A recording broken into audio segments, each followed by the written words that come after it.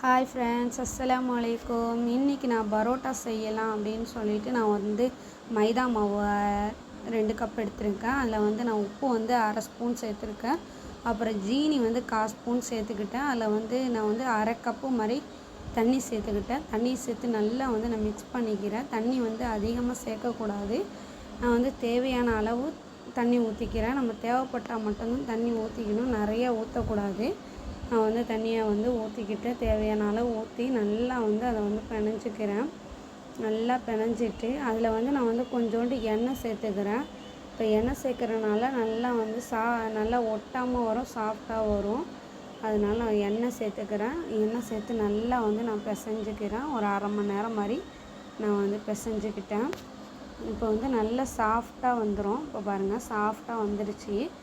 இப்போ நல்லா சாஃப்ட்னஸ்ஸாக நல்லா கையிலலாம் ஒட்டலை. இப்போ பாருங்கள், நல்லா சாஃப்டாக வந்துடுச்சு. இதே போல் நம்ம ஒரு 1/2 hour நம்ம பிணைஞ்சோம்னா நல்லா சாஃப்டாக வந்துடும். இப்போ நல்லா பிணைஞ்சிக்கிட்டேன். நான் நல்லா பிணைஞ்சி அதில் நான் என்ன பண்ண போகிறேன் அப்படின்னா, எண்ணெயை ஃபுல்லாக அப்ளை பண்ணிக்க போகிறேன். எண்ணெய் ஃபுல்லாக அந்த மாவில் நான் மேலே அப்புறம் பின்னாடி பக்கம் எல்லா பக்கமும் எண்ணெயை நல்லா நான் அப்ளை பண்ணிக்கிட்டேன். இது மாதிரி அப்ளை பண்ணுறனால நமக்கு இன்னும் கொஞ்சம் ஒட்டாமல் வரும். அதனால் நான் அப்ளை பண்ணிக்கிட்டேன். இதே போல் அப்ளை பண்ணிக்கிட்டு அதுக்கப்புறம் நான் என்ன பண்ண போகிறேன் அப்படின்னா, ஒரு துணியை வச்சு நான் அது ஒரு 2 hour இல்லைன்னா 3 hour மாதிரி நான் மூடி வைக்க போகிறேன். அதனால் நான் மூடி வைக்கலாம் அப்படின்னு சொல்லிட்டு நான் துணியை போட்டு மூடி வைக்கிறேன். ஒரு 3 hour ஆகிடுச்சு. நான் எடுத்துட்டேன். இப்போ ரவுண்டு போட்டுக்கலாம். இப்போ நான் ரவுண்டு போட்டுக்கிறேன். ஒரு 6 பரோட்டா செய்கிறதுக்காக நான் மாவு எடுத்திருக்கேன். அதனால் நான் ரவுண்டு போட்டுக்கிறேன். இப்போ இதே போல் நான் ரவுண்டு போட்டுக்கலாம். இதே போல் ரவுண்டு போட்டு நம்ம செஞ்சுக்கலாம். இப்படி செஞ்சு வச்சுக்கிட்டு அதுக்கப்புறம் தான் நம்ம வளர்த்தணும். இந்த மாதிரி நான் ரவுண்டு போட்டுக்கிட்டேன். இந்த மாதிரி ரவுண்டு போட்ட பிறகு நான் வளர்த்த போகிறேன். அதுலேயும் கொஞ்சம் எண்ணெய் அப்ளை பண்ணிக்கிறேன். அப்ளை பண்ணிவிட்டு இப்போ நான் வளர்த்த போகிறேன். இது போல் நான் வளர்த்த போகிறேன். எனக்கு வளர்த்த வராது, இருந்தாலும் வளர்த்தி பார்க்கலாம் அப்படின்னு சொல்லிட்டு நான் வளர்த்தி பார்க்க போகிறேன். அது நான் கொஞ்சம் பிஞ்சா மாதிரி தான் வருது. அதனால் நான் சரி தட்டுலேயே நம்ம வளர்த்திடலாம் அப்படின்னு சொல்லிட்டு தட்டுலேயே வளர்த்த போகிறேன். அதில் கொஞ்சோண்டு எண்ணெய் வச்சுக்கணும். அப்போ தான் கொஞ்சம் ஒட்டாமல் வரும். இதுலேயே நான் தட்டுலேயே நான் வளர்த்திக்கிட்டேன். வளர்த்தி நான் செஞ்சிட்டேன். இந்த மாதிரி நமக்கு வளர்த்த தெரிலனா இப்படி வளர்த்திக்கலாம். இந்த மாதிரி வளர்த்திக்கிட்டேன். இதே போல் நல்லா வளர்த்திக்கணும்.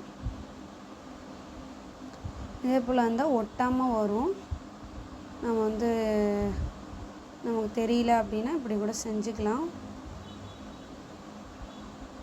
இதே போல் செஞ்சு நான் ஒரு 6 மாதிரி நான் ரெடி பண்ணி வச்சுருக்கேன். 6 ரெடி பண்ணிட்டேன்.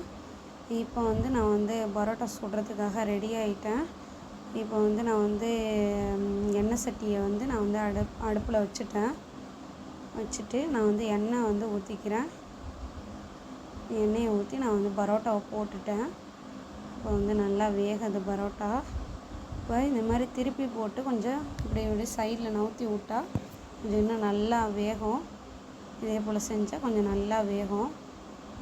இப்போ நல்லா கொஞ்சம் வெந்துருச்சு. பாருங்கள், நல்லா வெந்திருக்கு. இப்போ இதே போல் வந்த பிறகு நம்ம எடுக்கலாம். இப்போ நான் இன்னொரு பரோட்டா போட்டேன். இப்போ நல்லா வெந்திருக்கு. இதை வெந்ததை எடுத்துடலாம். இதே போல் நான் ஒரு 6 பரோட்டா மாதிரி போட்டு நான் எடுத்துட்டேன். இதே போல் நல்லா நான் நல்லா அடுப்பில் வச்சு நல்லா எடுத்துட்டேன். இது இப்படி தான் நான் இது பண்ணிக்கிறேன்.